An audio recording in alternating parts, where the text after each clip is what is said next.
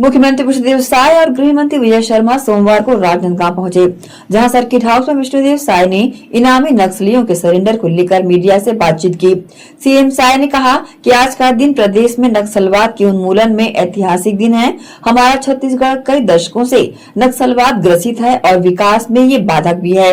नक्सलवाद के खिलाफ पहले भी लड़ाई लड़ी जा चुकी है, लेकिन अभी 13 दिसंबर को हमारी सरकार के 2 वर्ष पूरे होने वाले हैं। इन 2 वर्षों में हमारे जवानों ने बहादुरी से नक्सलवाद के खिलाफ लड़ाइयां लड़ी है। श्री साय ने आगे कहा कि प्रधानमंत्री नरेंद्र मोदी तथा केंद्रीय गृह मंत्री अमित शाह द्वारा निर्धारित लक्ष्य 31 मार्च 2026 तक पूरे देश से नक्सलवाद का पूर्ण उन्मूलन की दिशा में छत्तीसगढ़ तेजी से आगे बढ़ रहा है। उन्होंने कहा कि नक्सलवाद की कमर टूट चुकी है और ये अब अंतिम सांसें गिन रहा है। उन्होंने कहा कि सुरक्षा बलों के पराक्रम से बस्तर में दशकों से जमे हिंसा के विरुद्ध निर्णायक बढ़त मिली है। उन्होंने राज्य सरकार की नई पुनर्वास नीति की भी विस्तृत जानकारियां दी। मैं आप सभी का आज की इस प्रेस वार्ता में स्वागत करता हूं और आज का ये दिन छत्तीसगढ़ के लिए और नक्सलवाद के उन्मूलन के लिए एक ऐतिहासिक दिन है। सबको मालूम है कि कई दशकों से हमारा ये छत्तीसगढ़ नक्सलवाद से ग्रसित है और कहीं न कहीं छत्तीसगढ़ के विकास में बहुत बड़ा ये बाधक भी है। लेकिन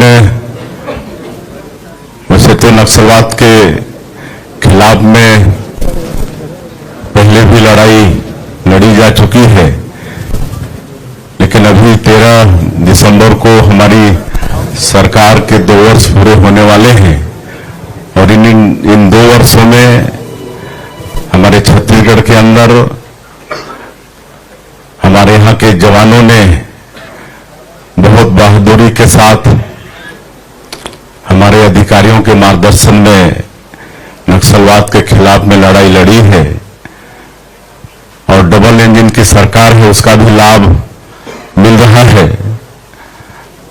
और सौभाग्य है कि हमारे माननीय प्रधानमंत्री जी श्री नरेंद्र मोदी जी और हमारे देश के गृह मंत्री आदरणीय अमित शाह जी, उन्होंने तो एक डेडलाइन भी तय कर दिया है कि अगले साल 31 मार्च 2026 तक पूरे देश से नक्सलवाद को समाप्त करना है और हमारे जवान बहुत बहादुरी के साथ लड़ाई लड़ रहे हैं। नक्सलवाद के खिलाफ में लगातार सफलताएं मिल रही हैं और हम समझते हैं कि एक तरह से नक्सलवाद समाप्ति की ओर है।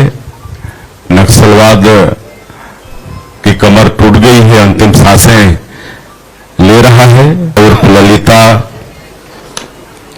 प्रेम उर्फ उमराव, जानकी उर्फ प्रेमा, राम सिंह उर्फ संपत, सुकेश उर्फ रंगा, शीला उर्फ बैसंती, लक्ष्मी उर्फ मनीता, योगिता उर्फ लक्ष्मी, सागर उर्फ रेनू, कविता उर्फ मासे, और भी इनके नाम है लेकिन मैं एक बता रहा हूं।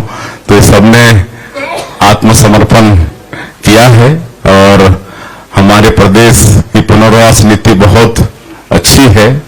हमारे आदरणीय गृह मंत्री जी कई प्रदेशों में भ्रमण किए अधिकारियों के साथ और वहां की पुनर्वास नीति का अध्ययन करके एक अच्छी पुनर्वास नीति यहां पर हम लोग बनाए हैं और उसी का परिणाम है कि आज 2 वर्षों में और एक नियत नेलानार योजना हम लोगों ने शुरू किया है।